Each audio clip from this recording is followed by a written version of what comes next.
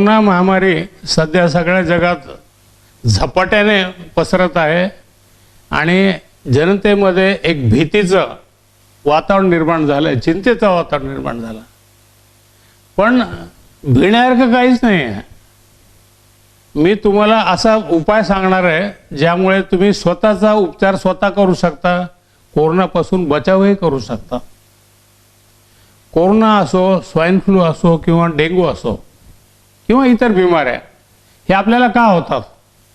वातावरणात सर्वच रोगाचे बॅक्टेरिया आणि व्हायरस असतात, कीटाणू, जे आपल्या शरीरात नाकातून, तोंडातून किंवा इतर मार्गाने शरीरात घुसण्याचा प्रयत्न करत असतात, अटॅक करायचा प्रयत्न करत असतात. आपण जेवण करतो, पाणी पितो, श्वास घेतो, प्रत्येक क्रियेबरोबर हजारो लाखोच्या संख्येने हे जंतू आपल्या शरीरात जातात. पण रोज उठून आपण आजारी पडत नाही, कारण आपल्या शरीरात रोगप्रतिकारक शक्ती असते, ज्याला इम्युनिटी म्हणतात. चीनी भाषेत त्याला वेची म्हणतात. आपलं शरीर एका किल्ल्यासारखं असतं.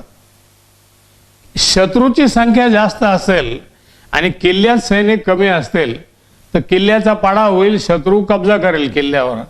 त्याप्रमाणे वातावरणात जंतूचं प्रमाण जास्त आहे आणि शरीरात रोगप्रतिकारक शक्ती जर कमी असेल तर आपण आजारी पडण्याची हमखास शक्यता असते. थोडक्यात आपल्याला जर रोग टाळायचा असेल, फक्त कोरोनाच नाही, सगळेच रोग, तर काय करावं लागेल? तर प्रतिकार शक्ती वाढवावं लागेल आपल्याला. ॲक्युपंक्चर आणि ॲक्युप्रेशर या चीनी उपचार पद्धती समजल्या जातात.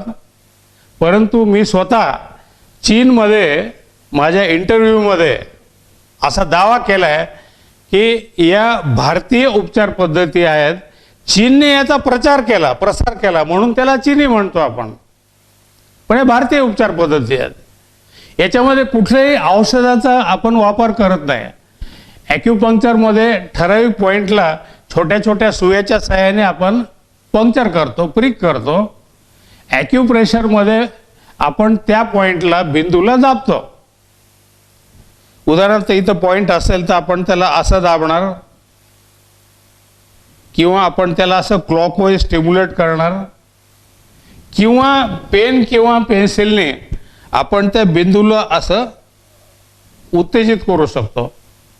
थोडक्यात काय, तर झोपलेल्या माणसाला आपण जसं उठवतो, जागृत करतो, तसं या बिंदूला आपण जागृत करायचं, म्हणजे तो त्याचं काम सुरू करेल. कोरोनापासून बचाव करण्यासाठी सगळ्यात महत्त्वाचं आहे इम्युनिटी वाढवणं. हे मी तुम्हाला सांगितलं. आपल्या शरीरावर असे काही पॉईंट असतात जे आपली प्रतिकारशक्ती वाढवतात.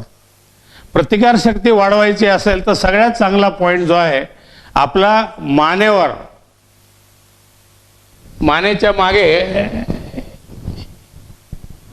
असा जर हात फिरवला तर इथे मोठं हाड लागतं आपल्याला, ज्याला म्हणतात 7 सर्वायकल व्हर्टिब्रा, मणका, 7व्या नंबरचा मणका.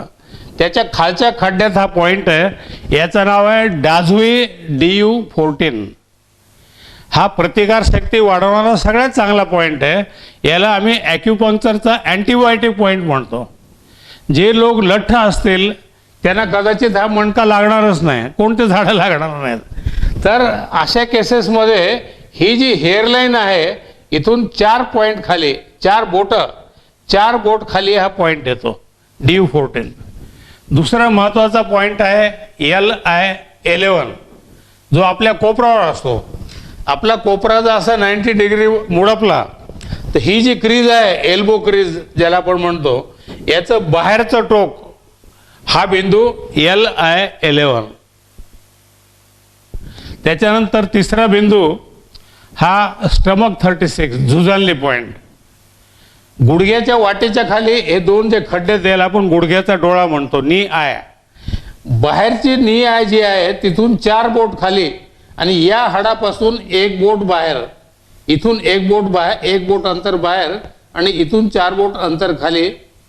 आपण जर असा गुडघ्याच्या वाटेवर हात ठेवला तर आपली रिंग फिंगर, असं वाटेवर हात ठेवला तर रिंग फिंगर जिथं चिटकते तिथे हा पॉईंट येतो. त्याचं नाव स्टमक 36 झुजानले.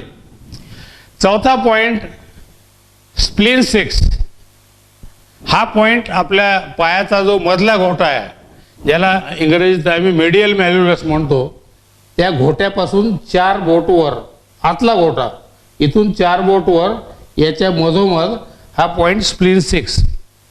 हे जे 4 पॉइंट आहेत हे अतिशय महत्त्वाचे आहेत. फक्त इम्युनिटी वाढवत नाहीत, आपल्या शरीरातील सर्व क्रिया ह्या बॅलन्स करतात. उदाहरणार्थ आपलं ब्लड प्रेशर आहे, इन्सुलिन लेवल आहे, एन्झाईम लेवल आहे, हार्मोन लेवल आहे, या सगळ्या क्रिया बॅलन्स करतात.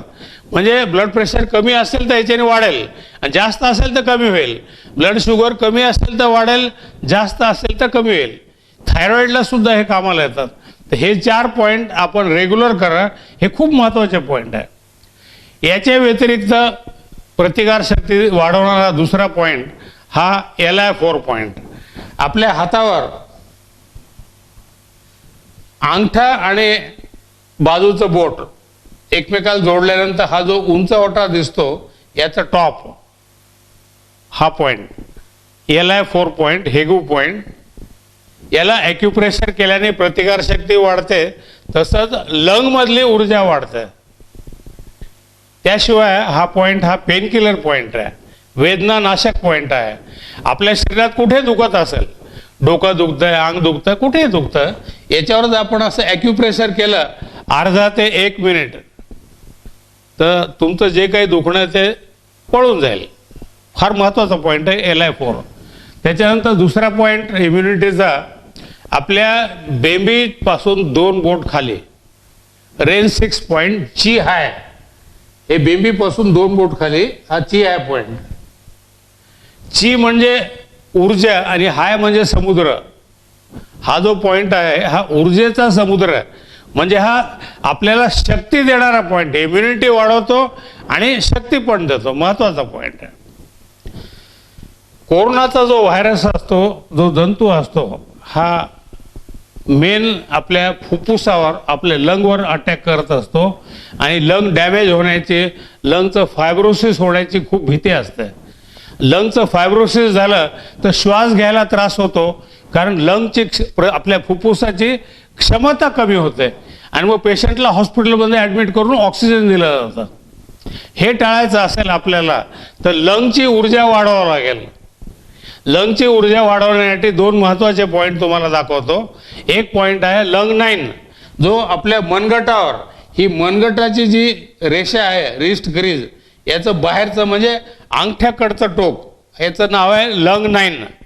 याला जर आपण ॲक्युप्रेशर केलं, दिवसात 3-4 वेळेला करा, प्रत्येक वेळेला 1-2 मिनिट करा, तर आपलं फुफ्फुस चांगलं राहतं. त्याशिवाय हार्ट अटॅक टाळण्यासाठी हा चांगला पॉईंट आहे लंग 9. कोरोनामध्ये रुग्णाला विविध प्रकारचे सिम्पटम येतात, लक्षणं येतात. काही लोकांना त्यांचा वास घेण्याची क्षमता नाश पावते, म्हणजे वासच येत नाही, ज्याला म्हणतो आम्ही anosmia, loss of sense of smell. असं जर झालं तर आपल्या नाकपुडीच्या बाजूला 2 बोटं ठेवायचे, इथं पॉईंट असतो LI20 आणि याला असं ॲक्युप्रेशर करायचं. असं दिवसात 3-4 वेळेला केलं, प्रत्येक वेळेला 1-2 मिनिट, तर ही जी आपली शक्ती गेली वास घेण्याची, ही परत येऊ शकते. काही लोकांना घशामध्ये दुखतं, खवखवतं, तर आपलं हे अँगल ऑफ मॅन्डिबल, हे याला म्हणतात अँगल ऑफ मॅन्डिबल, याच्या मागे जो खड्डा आहे इथे ॲक्युप्रेशर करायचं. गळा दुखत असेल, घसा दुखत असेल तर ह्याच्याने कमी होतो. काही लोकांना खोकला जास्त येतो. खोकला जर जास्त येत असेल तो हा इथं रेंज 17 नावाचा पॉईंट असतो. दोन्ही निपलच्या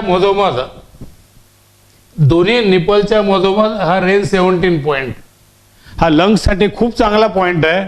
जर खोकला जास्त येत असेल किंवा श्वास लागत असेल, जास्त श्वास घ्यायला त्रास होत असेल, तर रेंज 17 पॉईंट खूप चांगला पॉईंट आहे. आणि हा हार्टला पण कामाला येतो पॉईंट, रेंज 17 पॉईंट. काही लोकांना या व्यतिरिक्त दुसरे लक्षणं दिसतात. ॲक्युपंक्चर प्रमाणे लंगच्या व्यतिरिक्त लिव्हरवर पण दुष्परिणाम होतो. लिव्हरवर जर झाला तर रुग्णाला पूर्ण शरीर खूप दुखतं, ठणकतं, अंग चिडचिड होते, राग येतो, डोकेदुखी होते, मळमळ होते. असं होत असेल तर आपल्या पायावर लिव्हर 3 नावाचा एक पॉइंट आहे. या इथून 3 बोटावर हा लिव्हर 3 पॉइंट, इथून 3 बोट हे आपल्या लिव्हरला प्रोटेक्ट करतं. ॲक्युपंक्चर प्रमाणे स्प्लीनला पण डॅमेज होऊ शकते, स्प्लीन आणि स्टमकला. स्टमकला जर डॅमेज झाले तर अन्नाची चव जाते, भूक लागत नाही. असं जर झालं तर हा जो पॉइंट आहे स्टमक 36, हा स्टमक 36 पॉइंट याला जर आम्ही ॲक्युप्रेशर केलं तर जी चव गेली किंवा भूक लागत नाही हे नीट होऊ शकतं याच्याने. काही लोकांना अपचन होतं, पातळ जुलाब होतात आणि खूप थकवा जाणवतो, मस्क्युलर फटिग, तर त्यांना हा जो पॉइंट आहे स्प्लीन 6 याच्याने ते कमी होतं. थोडक्यात हे पॉइंट रिपीट करतो. इम्युनिटी म्हणजे प्रतिकार शक्ती वाढवण्यासाठी हा पॉइंट DU14, दुसरा LI11, तिसरा स्टमक 36, चौथा स्प्लीन 6, हे 4 पॉइंट प्रतिकार शक्ती वाढवण्यासाठी. नंतर अजून 2 पॉइंट दुसरे तुम्ही घेऊ शकता. हा LI4 पॉइंट आणि हा रेन 6 पॉइंट, हे 6 पॉइंट प्रतिकार शक्ती वाढवतात. आणि लंगची एनर्जी वाढवण्यासाठी एक पॉइंट हा रेन 17 आणि दुसरा पॉइंट हा LI4. लिव्हर वाचवण्यासाठी लिव्हर 3.